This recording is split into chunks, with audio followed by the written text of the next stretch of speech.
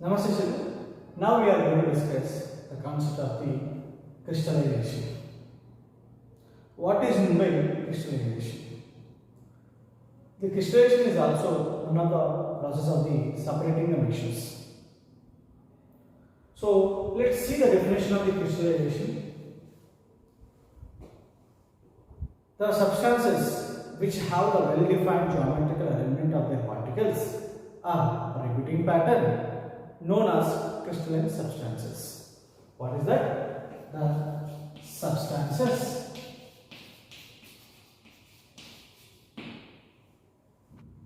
substances which have well-defined geometrical arrangement of their particles are repeating pattern are called crystalline substances. So if you take any substance, if it is maintaining the geometrical element of their particles or repeating pattern, we can call them as crystals or crystalline substances. For example, NaCl and as well as copper sulfate. These are the examples of the crystalline substances. So, what is in the crystallization actually here?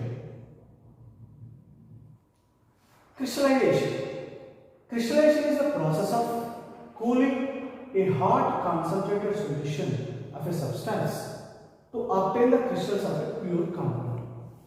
So, in order to get the crystals, we need to heat the solution. The solution reaches the saturated condition. If you are cooling that saturated condition solution, the crystals will be formed there. So, like that, cooling of the concentrated hot solution to get the crystals of that pure compound, we can call crystallization. So, with the help of one following activity, we are going to separate the copper sulfate from the impurities. So, this crystallization will depend upon the process of heating only. We know that is different solids will have the different solubility in a solvent. During the crystallization, a pure form of the compound or crystals of pure compound will form, leaving behind the impurities in the solution called as a mother liquid. So, with the help of one activity, now we are going to explain what is about the crystallization, how we are going to separate the copper sulfate from the, how we are avoiding the dust from the copper sulfate, how we are going to get the crystals. Let's see. So here, in the process of crystallization, to explain about the crystallization process, we are going to do this activity. In this activity, we are going to separate the copper sulfate from their impurities.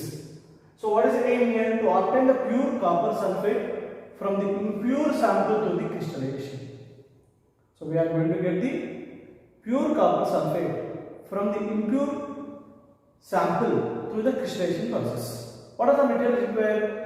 China dish, copper sulfate, filter paper, water, beaker, tripod stand, Bunsen burner and white cage. So these are the material required. Now, with the help of these materials, we are going to do the crystallization process. Let's see. In the process of the crystallization, initially we are taking the 5 grams of the copper sulfate.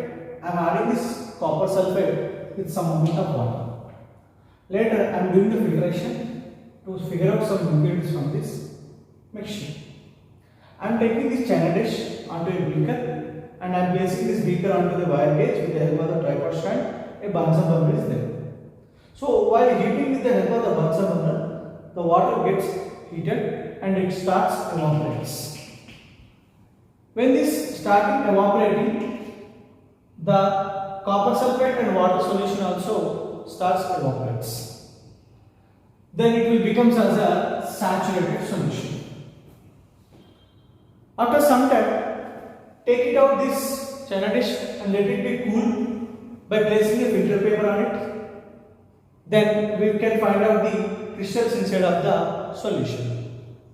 Along with the crystals, we can find out some liquid also. The liquid which is present inside of the china dish after process, it It is called as a mother liquor. How we achieve this?